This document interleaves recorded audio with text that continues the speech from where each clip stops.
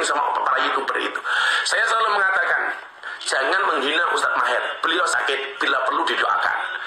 Bila perlu didoakan. Bagaimanapun juga beliau adalah orang Islam.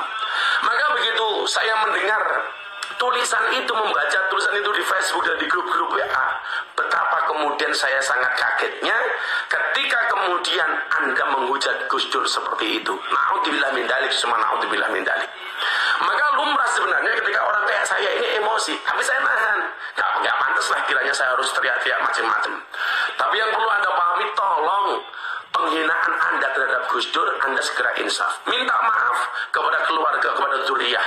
Minta maaf kepada orang-orang NU yang selama ini sangat-sangat memposisikan Gus Dur. Bahkan mohon maaf, menurut kami Gus Dur itu tidak hanya sekedar kiai, tapi beliau juga wali.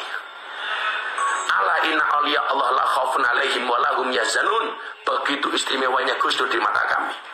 Kalau kemudian Anda ingin tahu fakta betapa Gus Dur itu hebat, kita lihat makamnya Gus Dur. Jarang ulama-ulama kekinian yang kemudian makamnya itu diziarahi sebanyak makamnya Gus Dur. Saya dulu pernah diprotes anti Jombang, gara-gara apa? Saya pernah mengatakan makamnya Gus Dur itu dalam 1 bulan bisa nyumbang panti asuhan 150 juta. Begitu saya masuk ke Tebu Ireng, saya sowan di sana, saya Jumatan di sana, pengurus makam ini mengatakan kepada saya, Gus Miftah salah. Hari ini makamnya Gus Dur hasil dari kotak infak yang ada di makam Gus Dur yang tidak sama sekali diambil oleh Pondok Tebu Ireng, sama sekali tidak diambil oleh pengelolanya, itu disumbangkan kepada panti asuhan 1 bulan minimal 300 juta. Harusnya kita malu sama almarhum Gus Dur. Sudah meninggal, sudah wafat, sudah tidak ada, sudah berbaring dalam barzah, 1 bulan masih bisa nyumbang 300 juta. Coba, orang seperti ini masih Anda sepelekan. 1 hari 5.000 orang yang ziarah ke makamnya Gus Dur di hari-hari biasa. Bahkan kalau weekend bisa jauh lebih dari itu. Dan Anda tahu, apakah Gus Dur hanya memberikan manfaat dari nilai kotak infak yang ada di makamnya beliau? Anda salah. Berapa travel bis yang kemudian bisnya laku gara-gara pengen ziarah kepada Gus Dur? Berapa restoran yang kemudian laku, dijual, dibeli makanannya gara-gara mereka berangkat ziarah ke makamnya Gus Dur?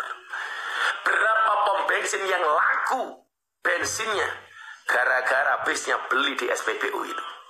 Berapa WC yang pesing digunakan oleh para jamaah yang datang ke makamnya Gus Dur, mereka yang butuh ke toilet? Berapa penjual yang ada di makam Gus Dur yang kemudian diuntungkan? Tukang parkirnya laku, semuanya laku. Ini orang sudah meninggal.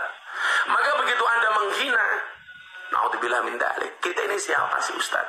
Mohon maaf lah, barangkali Anda lebih alim ya daripada saya, Anda lebih hebat daripada saya, mungkin Anda lebih soleh daripada saya. Kalau kemudian ini saya dikatakan mengkritik Anda, tidak. Konteks saya adalah watawassaw bil haq, watawassaw bis sabr. Kalau saya salah, silakan Anda kritisi saya. Besok lagi kalau Anda emosi, tolong yang dihina jangan Gus Dur, cukup saya saja. Silakan saya dicaci maki, Miftah bajingan, Miftah kiainya lonte umpamanya, atau kiainya begenggak, kiainya PSK, anak dunia malam. Bahkan saya disebut sebagai presiden para pendosa, saya nggak ada urusan. Tetapi kalau kaitannya dengan Gus Dur, berapa muhibnya Gus Dur yang kemudian kecewa dengan apa yang Anda katakan? Bagi kami beliau wali. Dan bagi orang-orang Nahdlatul Ulama, guru itu sangat signifikan. Karena perintah Allah dalam Al-Quran, Fas'alu ahla dzikri in kuntum la ta'lamun. Maka pertanyaan kepada ahli dzikir ketika kamu tidak mengetahui sebuah persoalan. Dan kelas Gus Dur itu subhanallah, orang yang barangkali karena sudah tidak mengharapkan apapun dan tidak ada yang ditakuti kecuali Allah, bahkan beliau biasa membuli dirinya sendiri, gitu. Jangan kemudian Anda emosi mengkait-kaitkan dengan Gus Dur yang mengatakan Al-Quran itu kitab porno dan sebagainya. Anda tidak pernah mendengar langsung penjelasan dari almarhum Gus Dur. Maka kami sebagai muhibin Gus Dur, sebagai santri Gus Dur, sebagai orang yang pernah kemudian mempunyai hubungan dengan Gus Dur, sebagai orang yang pernah berinteraksi langsung dengan Gus Dur, kami sangat kecewa dengan apa yang Anda sampaikan. Apalagi di tengah-tengah musim corona, di tengah kondisi bangsa yang seperti ini, yang seharusnya kita saling berangkulan, saling merapatkan soft dan barisan untuk rukun supaya Allah segera menjauhkan musibah dari bangsa ini.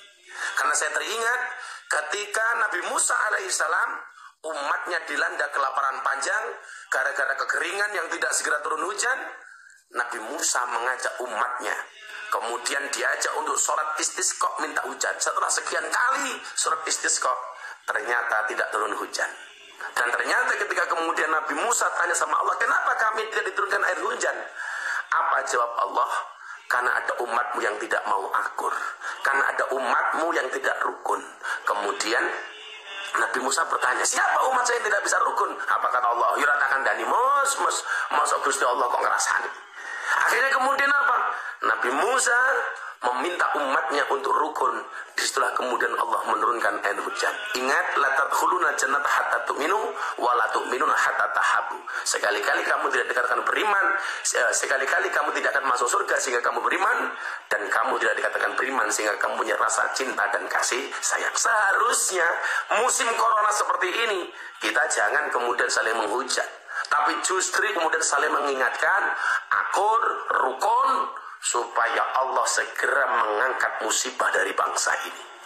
Jadi kalau bisa deh, Ustaz Mahir minta maaf sama zuriyah Gus Dur, kepada Mbak Yeni, kepada Bu Sinta Nuriyah, kepada Pondok Pesantren Tebu Ireng, dan kami semua orang-orang yang mencintai Gus Dur. Saya doakan Anda segera sehat, bisa berdakwah lagi dengan cara yang lebih baik.